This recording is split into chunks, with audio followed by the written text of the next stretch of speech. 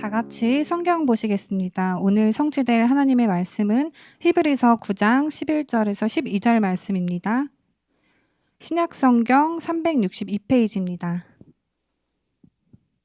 오늘 성취될 하나님의 말씀은 히브리서 9장 11절에서 12절 말씀입니다. 다 찾으셨으면 다 같이 합독하시겠습니다. 그리스도께서는 장래 좋은 일의 대제사장으로 오사 손으로 짓지 아니한 것 곧 이 창조에 속하지 아니한 더 크고 온전한 장막으로 말미암아 염소와 송아지의 피로 하지 아니하고 오직 자기의 피로 영원한 속죄를 이루사 단번에 성소에 들어가셨느니라. 아멘. 윤하명 목사님 나오셔서 성소의 배경을 누리자라는 제목으로 말씀 전해주시겠습니다.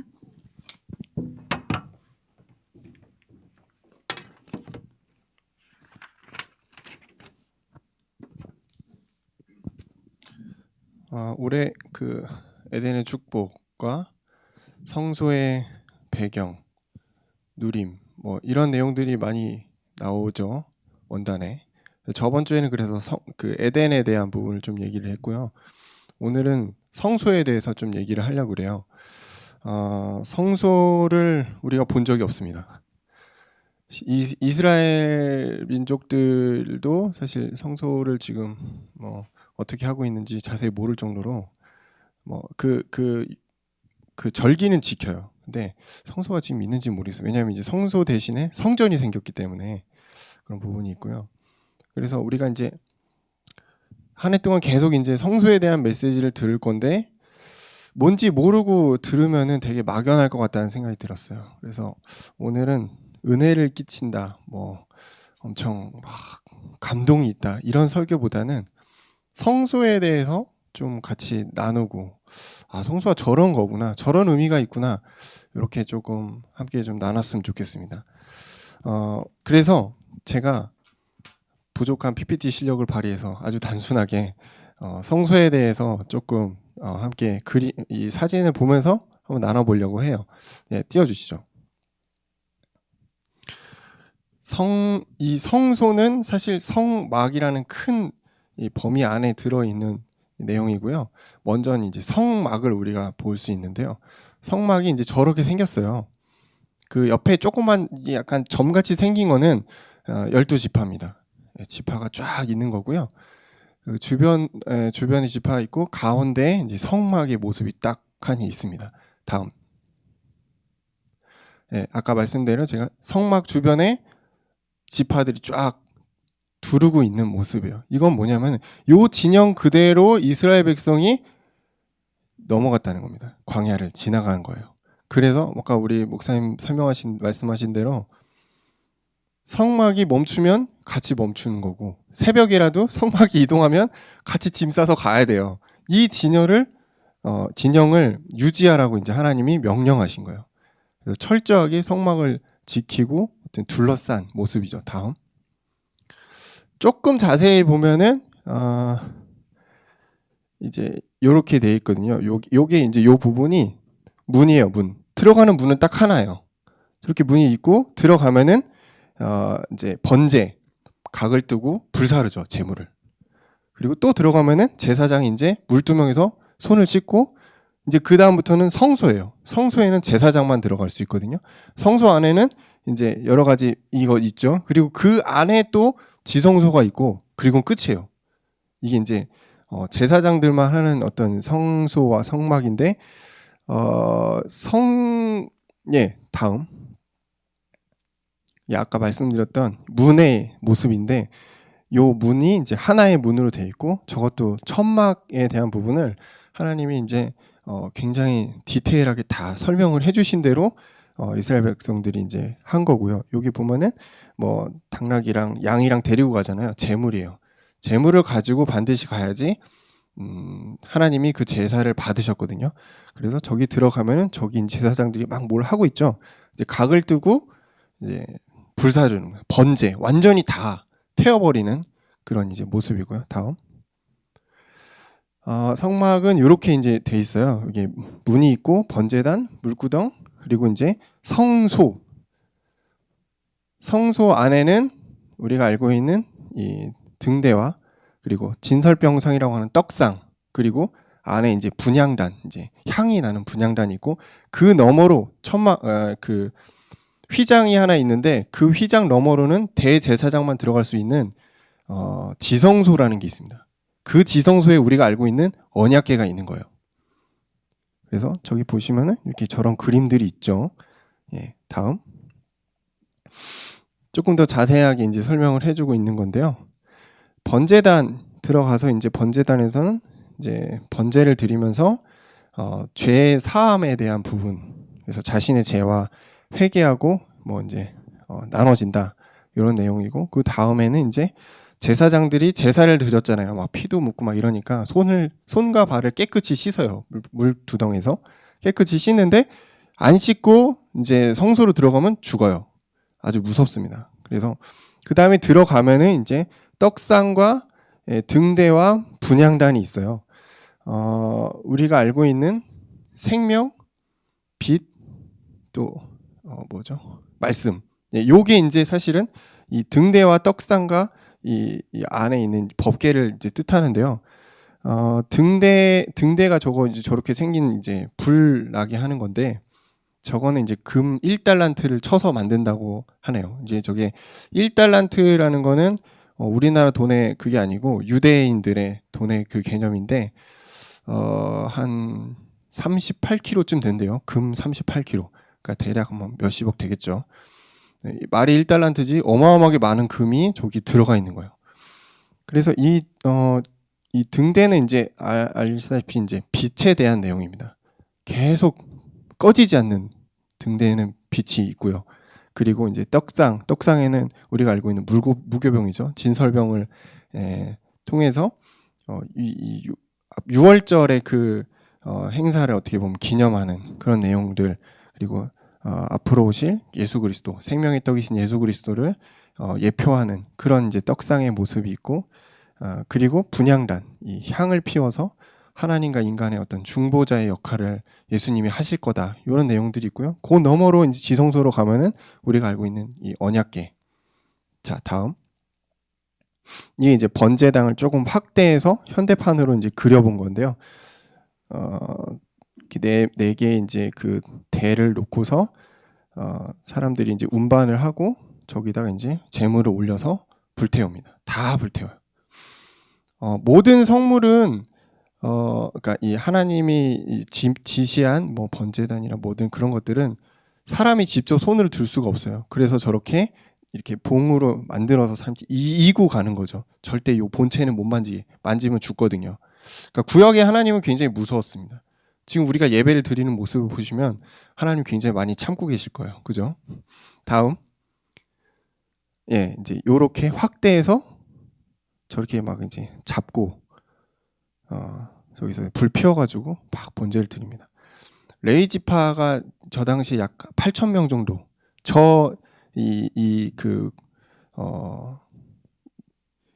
뭐죠? 이 성소에 관련된 업무를 하는 이 사람이 8,000명 정도. 작년 기준으로. 그러니까 이스라엘 백성에게 있어서 이 성막과 성소는 굉장히 중요한 의미인 거예요.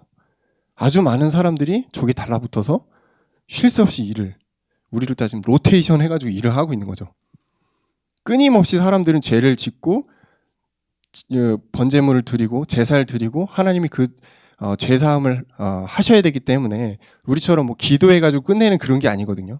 반드시 제사를 드리고 피를 통해서 그 연기를 하나님 받으시고 죄를 사했기 때문에 굉장히 이제 많은 인력이 이렇게 투입이 됐던 것 같아요. 그다음.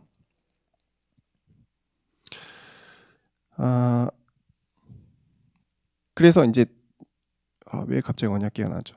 혹시 다음 넘겨보실래요? 예, 다음. 번제단 다음. 예, 그죠. 물두덩은 아까 제가 이제 말씀드린 대로 번제단 다음의 단계인데, 제사장이 손을 씻고 있잖아요. 손과 발을 깨끗이 씻고, 이 손과 발을 씻는 내용은 예수 그리스도께서 우리의 죄를 씻겨주신다. 그러니까 현대판으로 생각하면 세례예요, 세례.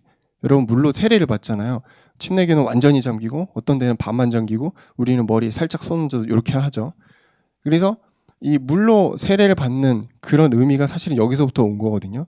물로 깨끗이 씻는다. 예수 그리스도께서 나중에 이 땅에 오셔서 우리의 죄를 완전히 씻겨 주실 거라는 어떤 이런 의미가 이 물두덩에는 있습니다. 다음.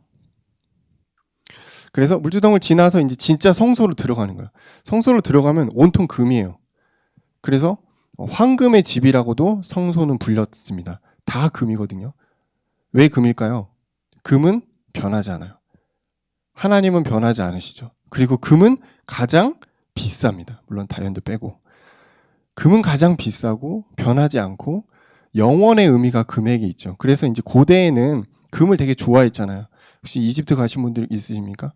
이집트 가면은 이집트 사원이나 이런 거 보면 다 금으로 도배를 했거든요. 왜냐면은 금이 그 당시 고대에는 가장 좋은 금속이었다는 거예요. 그래서 하나님도 이 금을 많이 사용하셨던 부분인데 이 금이 어디서 나왔을까?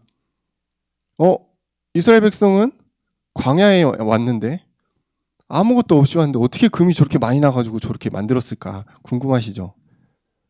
출애굽할 때 6월절 그 일 이후에 애굽 사람들은 장자를 잃은 거예요. 얼마나 무서워요. 게다가 바로라는 그 신이 죽은 거거든요.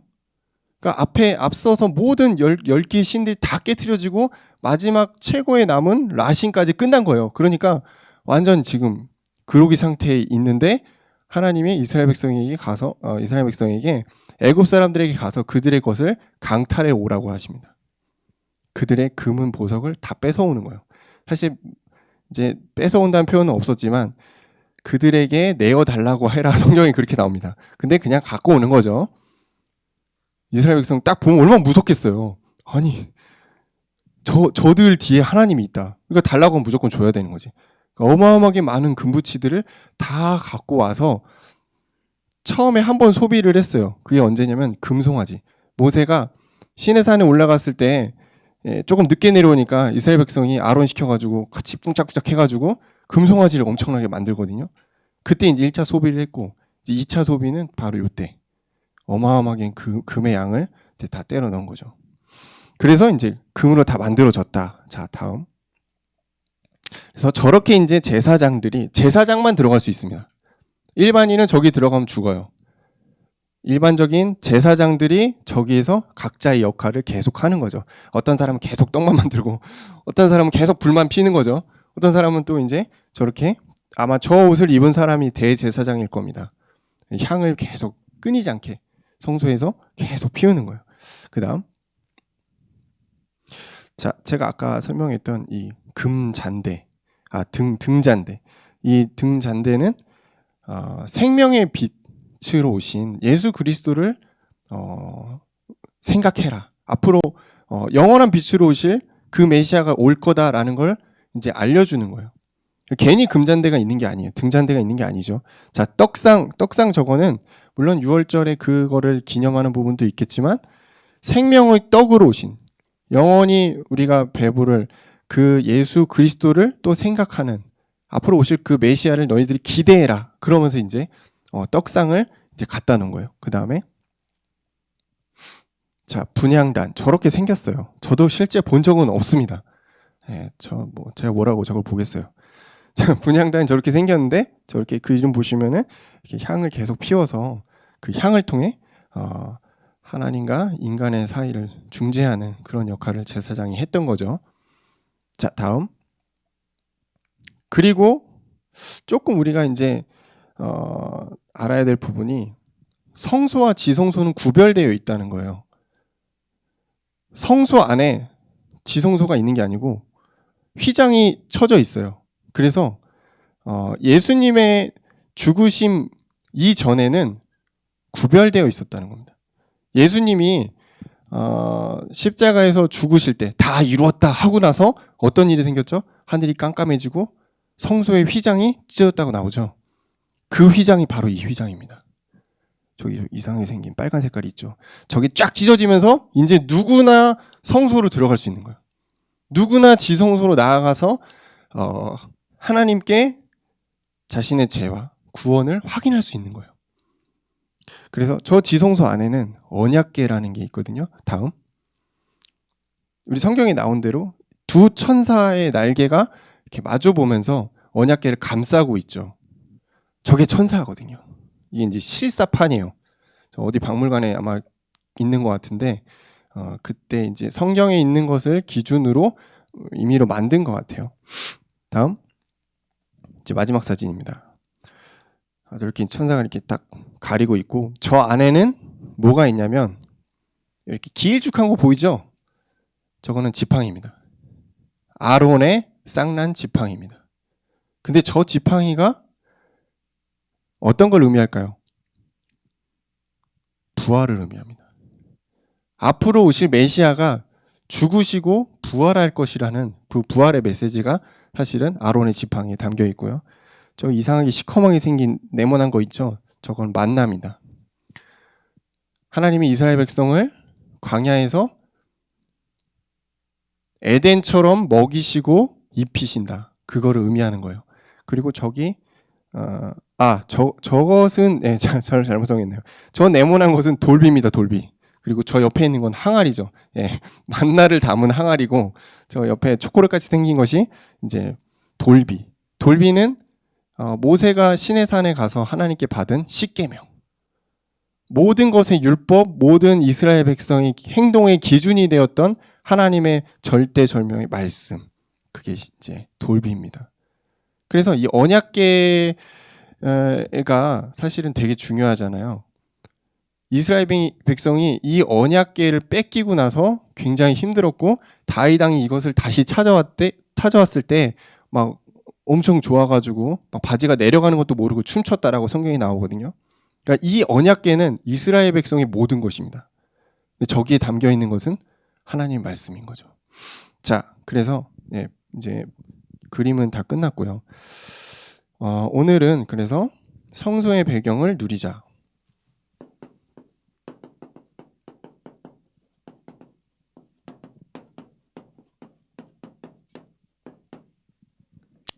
히브리서 9장 11절에서 12절의 말씀. 결국 성소라는 내용은 예수 그리스도를 뜻합니다. 문에서부터 지성소까지 모든 내용들이 결국은 메시아를 뜻하는 거예요. 하나하나 뜯어보면은 다 그리스도와 연관된 그것이 성소입니다. 그러니까 지금 우리가 현대판으로 어떻게 성소의 배경을 누리냐, 앞으로 이따가 결론에도 얘기하겠지만 예수 그리스도를 누리는 게 성소를 제대로 누리는 겁니다. 여러분, 예배를 제대로 누리면 성소를 누릴 수 있습니다. 먼저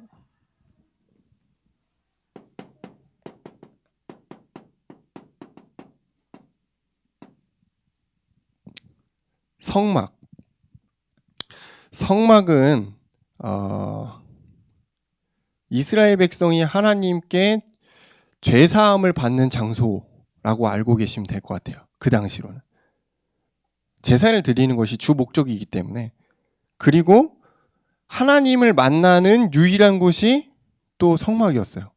물론 제사장이 만나지만 이 제사장을 통해서 이스라엘 백성이 말씀을 듣잖아요.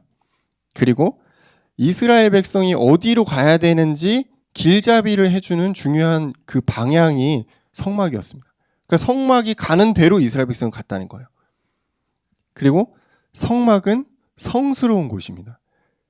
하나님의 영광이 나타나고 감히 모세도 들어갈 수 없을 만큼 성막은 굉장히 이제 신성한 어떤 영적인 힘이 있는 곳이었다는 거예요.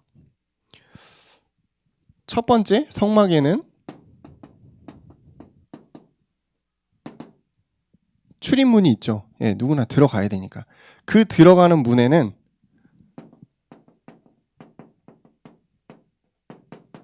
하나밖에 없어요. 들어오고 나가는 문이 하나예요. 이건 뭘 의미할까요? 예수님이 이런 얘기를 하셨어요. 요한복음 10장 7절. 나는 양의 문이라. 이런 이제 말씀을 하셨어요. 우리가 양이죠. 양들의 문이라는 거예요.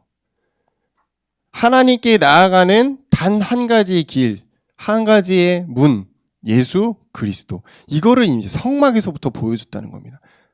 성막에 막 쪽문이 있고 탈출구가 있으면 제가 이런 말을 못 하겠는데 문이 하나밖에 없었습니다. 굉장히 큰 그 문을 통해서 누구나 들어오고 누구나 나갔습니다. 앞으로 오실 유일한 문, 예수 그리스도를 문에서부터 말하고 있는 겁니다. 그래서 여러분, 예수 그리스도가 우리에게 유일한 겁니다. 많은 문이 있거든요, 세상에. 근데 하나님께로 나아가는 단 하나의 문은 그리스도밖에 없습니다. 우리가 원죄, 자범죄, 조상죄 뭐 다 있잖아요. 그 죄사함을 받는 단 하나의 길은 예수밖에 없습니다. 두 번째, 이 문을 지나서 들어가면은 번제를 드리는 제단이 딱 보이거든요. 근데 이 제단에는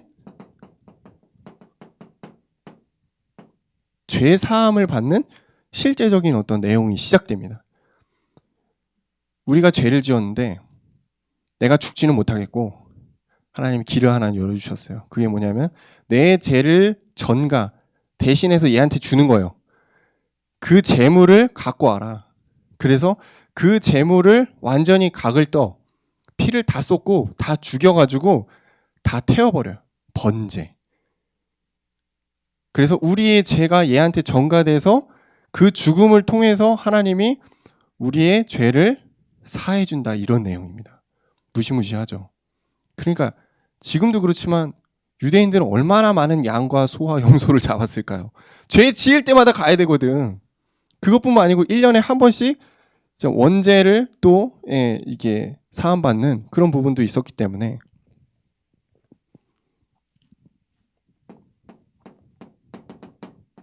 에베소서 5장 2절에 보니까 우리를 위해 자신을 버리사 하나님께 드리심, 하나님께 드리셨다, 이런 내용이 나옵니다. 이건 뭘 뜻하죠? 예수 그리스도께서 우리를 위해서 친히 제물이 되셔서 오셨다는 거예요.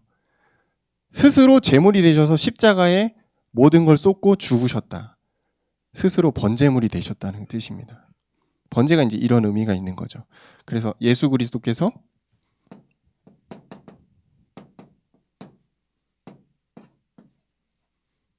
성경에서 말하는 대로 희생 제물이 되신 겁니다. 그러니까 그 많은 수많은 양과 소와 염소들은 다 예수 그리스도를 위해서 사실은 존재했던 거죠. 예수 그리스도 올 때까지 시간을 벌어준 거예요. 지금은 그럴 필요가 없죠. 우리가 직접 그리스도로 구원받고 그리스도께 기도하면 끝나는 일이죠.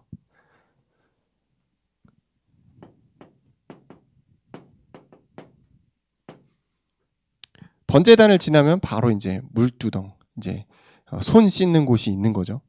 제가 아까 설명했던 대로 제사장들이 이를 본 다음에 손과 발을 씻는 곳이에요.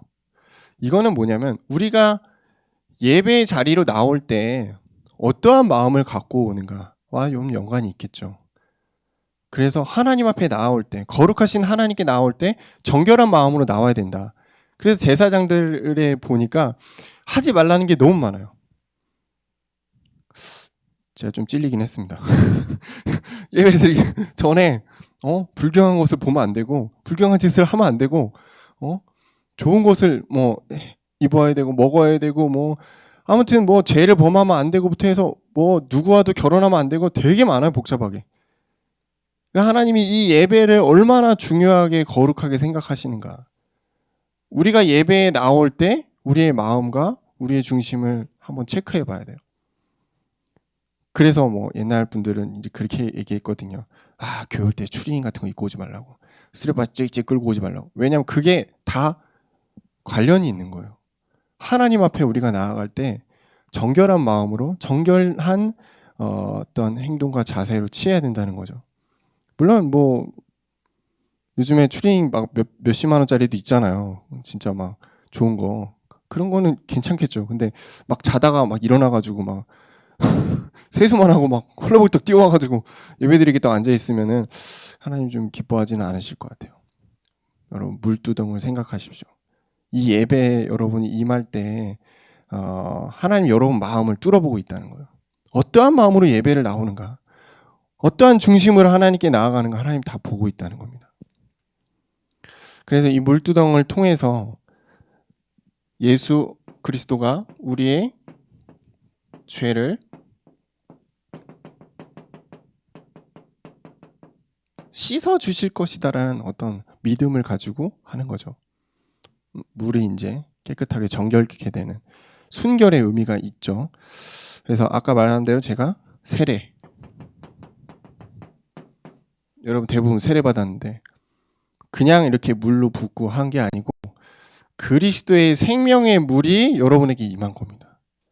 그래서 여러분의 죄, 과거와 현재와 미래가 사실은 끝난 거예요. 근데 그 세례의 행위만으로 끝나는 게 아니죠. 여러분의 믿음의 고백이 더해지는 것입니다. 그리고 이제 들어가면은 성소가 있고 지성소가 있는 거죠. 성소는 좀 중요하니까 제가 조금 나눴어요.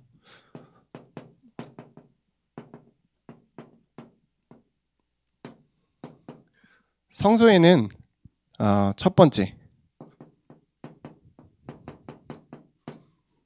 떡상이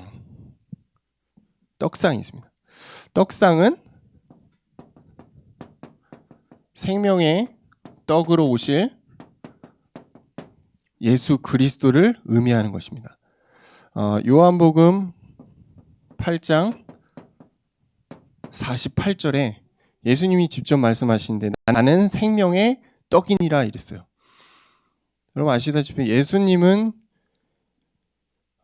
구약 율법에 정통하신 분입니다. 당연히 하나님이니까 다 아시겠죠. 그래서 어린 나이에 예루살렘 성전에 올라가서 서기관들과 토론을 할 정도로 누가 알려주지도 않았는데 그걸 이미 다 알고 있었다는 거예요. 정통으로 다 알고 있는 분이 스스로 나는 생명의 떡이다. 무슨 의미인지 알았다는 거예요. 떡상의 의미를 이미 예수님은 알고 있었던 거죠. 그리고 아까 촛불같이 생긴 그 등잔대는 예수님이 세상에 빛으로 오실 것이다. 지금 우리가 이런 이제 육신의 불을 피우고 있지만 앞으로 우리의 영적인 또 우리의 삶에 영원한 빛 대신 그리스도께서 오실 것이다라는 내용이죠. 요한복음 8장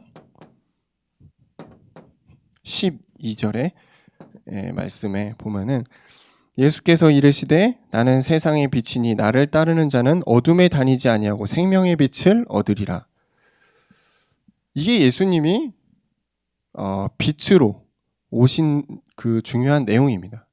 예수님이 그냥 생명 빛 되셨구나 이게 아니고 성경에 있는 거를 우리가 확인하는 거죠. 그리고 이제 분향단이 있죠. 이 분향단은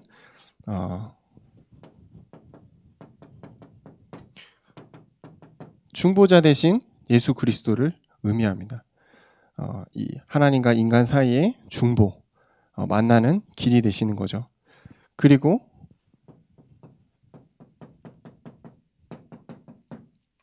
지성소에는 언약궤가 있죠. 언약궤는 아론의 쌍난 지팡이와 만나와 돌판이 있습니다. 이 세 가지가 공통적으로 의미하는 것은 말씀과 부활입니다. 요한복음 11장 25절을 보면 나는 부활이요 생명이니 나를 믿는 자는 죽어도 살겠고 이런 구절 아시죠? 예수님이 왜 부활하셨는가? 이 부분이 사실은 이 언약궤의 내용과 연관이 있는 거예요. 이스라엘 백성은 이 언약궤 요 내용을 철저하게 알고 있었고 철저하게 믿고 있단 말이에요. 그래서 언젠간 메시아가 오실 것이고 그 메시아는 우리의 생명과 빛과 부활이 되실 것이다라는 내용을 알고 있단 말이에요. 그래서 예수님이 이 말씀을 하신 겁니다. 그리고 그게 십자가에서 죽으심과 부활로 성취가 되는 것이죠. 그래서 우리는 성소의 배경 어떻게 누릴 것인가? 여러분이 알고 계신 예수 그리스도를 누리면 성소의 배경을 누리게 됩니다. 왠지 아시죠? 성소 그 자체가 그리스도예요. 그 그리스도께서 2000년 전에 이 땅에 오신 거기 때문에 과거의 성소의 그 내용들을 우리가 사실 저희 교단에서는 그렇게 자세히 얘기 안 하죠. 왜냐하면 이미 지나갔기 때문에. 근데 그 내용도 우리가 조금은 알아야지 예수 그리스도의 굉장히 큰 의미를 알 수가 있는 거죠. 그래서 예수 그리스도를 우리가 누리는 것. 두 번째는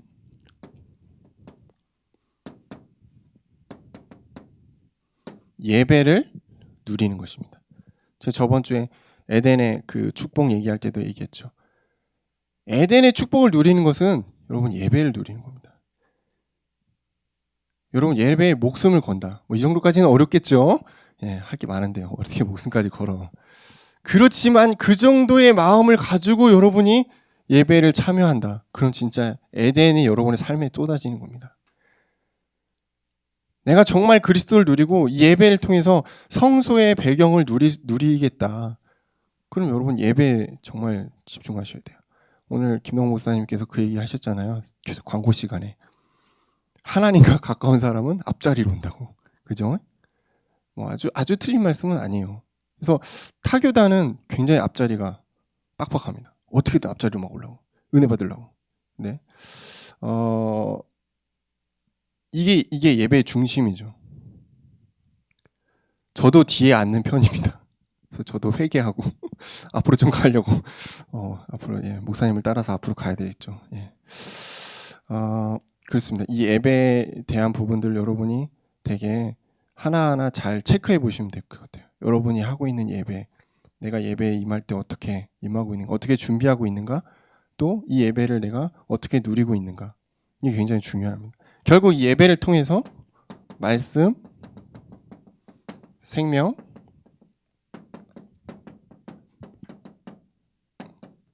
이 누려지는 겁니다. 지금 같은 말 하고 있는 거거든요. 말씀, 생명, 빛을 누린다. 예수를 누리는 거예요. 그죠? 그 예수 그리스도를 누린다. 예배를 누리는 겁니다. 그 예배를 누린다. 말씀, 생명, 빛을 누리는 겁니다. 같은 의미예요. 그게 다 뭐라고요? 성소의 배경을 누리는 것입니다. 같은 말 하고 있는 겁니다. 같은 말인데 다르게 표현된 겁니다. 그죠? 여러분 오늘부터 예수를 누리시기 바랍니다. 예배를 누리시기 바랍니다. 그럼 성소의 배경을 누리게 됩니다. 기도하겠습니다. 감사합니다, 주님. 우리가 원단의 말씀을 생각하며 성소에 대해서 짧은 시간 함께 나눴습니다.